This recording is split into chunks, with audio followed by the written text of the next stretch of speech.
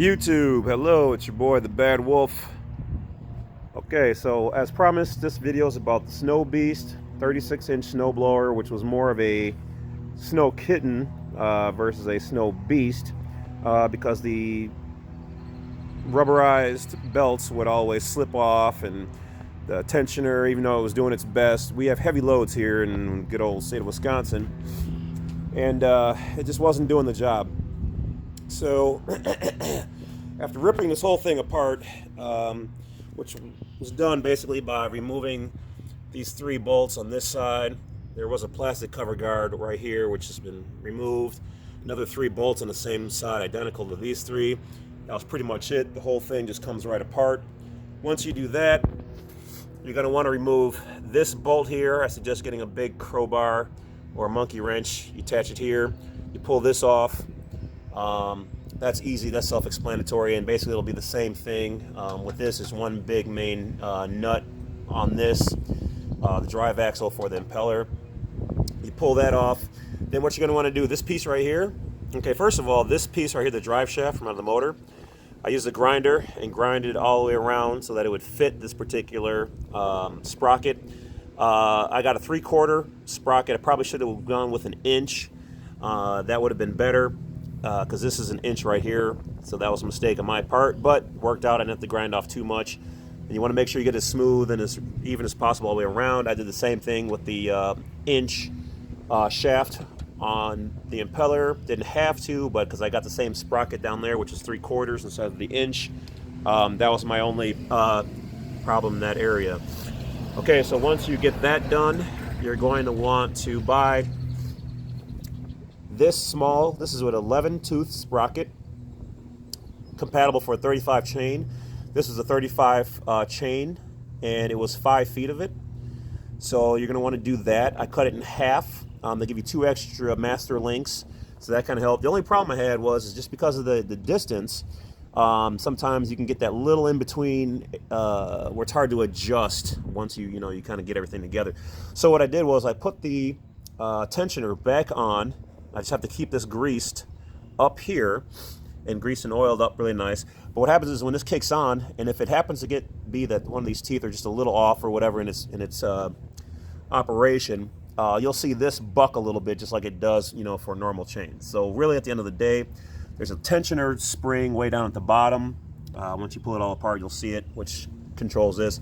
As long as that stays good, it's good. We should have no problem. If that goes, then I have to get a new spring, and then it might break the belt, because you don't want to keep this too tight just in case it gets off. I mean, you want it snug, but you don't want it like too tight.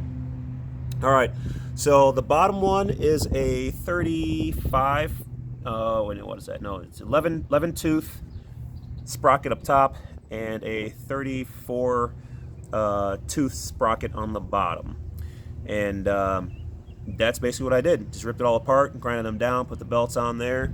I just fired it up a little minute ago. Works great. Just got to put the plastic cover back on there, keep it oiled up. Over here, what I did, had a problem with these wearing out, these little skid plates, these pads. So I flipped them, and then to make sure that I'm level, I just took a 1/4 inch piece of wood, stuck it underneath by the second bolt, and did the same over here with that one. So now I know that that's about the only amount of, that's about how high most of the cracks are around here, and it's not too, it kind of gives you a little bit of a clearance for, like I said, cracks and snow and some ice that's already down there and whatever else. So I just moved it forward, set it on top of that, loosened up both of these bolts on either side, leveled it off there, tighten them up, and you're good to go. And then I'd like to oil up everything that's rusty, so that's kind of why you see everything kind of leaking and dripping. And I like to oil up everything, that way it's loose and ready to go. The only downside to this is that turning my impeller on and off, which is a safety feature, some places and states it's illegal to do what I just did, so don't do this at home, kids. For the very reason that you don't have the ability to turn that off. But any smart person knows you remove the key, if you're going to clean out the chute, let it sit for a while, and use a stick. Never stick your hand in there. Ever, ever, ever, ever. I've known 2 people who've lost their fingers from that.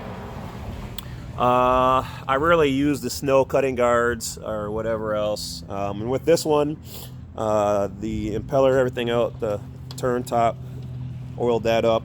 That works good, especially now. Just oiled all the areas above, below. So that's pretty much it. Let's see. Oh, and also don't forget the oil and grease inside here as well. So I guess we'll wait for snowfall, which we just started spring here, so I'm not looking forward to that anytime soon. But so far, under everything else, it works good. Just have to test it under load. And that's pretty much it, guys. Oh, I know on some videos, I know I just said don't stick your hand in here, but it's off. What they do is they'll drill holes right here, 3 of them, or 2 holes on each one of those inside impellers, and put a little rubber piece on there to kind of block. I don't know if you can see it. There's like a little tiny gap right in here, just to catch more snowfall going in there, and that makes a tremendous difference. I haven't had to do that yet, but that'll probably be the next thing I'll do. So if I do have another video about snow blowers, that'll be it. I've also broken these shear pins off. You can get those at the store. Do not replace those with regular screws in there. That is a bad idea. That's why they're made there. They're shear pins. They break when this thing gets clogged, so everything else doesn't break, or you don't, get your hands in there and some other crazy stuff. So, other than that, the little snow poker piece thing here broke pretty quick, so that was kind of disappointing. I did get this originally from Home Depot. The belts were so loose and crappy that I took it back and worked another time. At least the store here took it back after talking with the manager. At first, they did not want to do it for me, but they did, because I did buy it used. And but they did do that, so hats off to the Home Depot in Brookfield on Capitol Drive, Wisconsin here. So hopefully the other ones are nice to you as well. Otherwise, you can pick one up used online. The little piece down here kind of came off. I just used the pliers for that.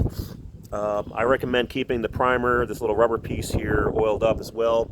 If you over prime, there must be an overflow, so sometimes gas drips out of here. But otherwise, 15 horse, pull start, also electric start. I highly recommend, especially if you're in Wisconsin here.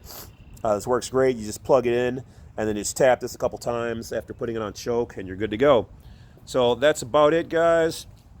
Hopefully, I picked up the idea just because I'm old enough to remember the old original chain drives and whatnot, and watched another guy's video, and he did it on his. His was a little easier. He had his all his gear on the outside here, so I just kind of did it my way. So that's pretty much about it.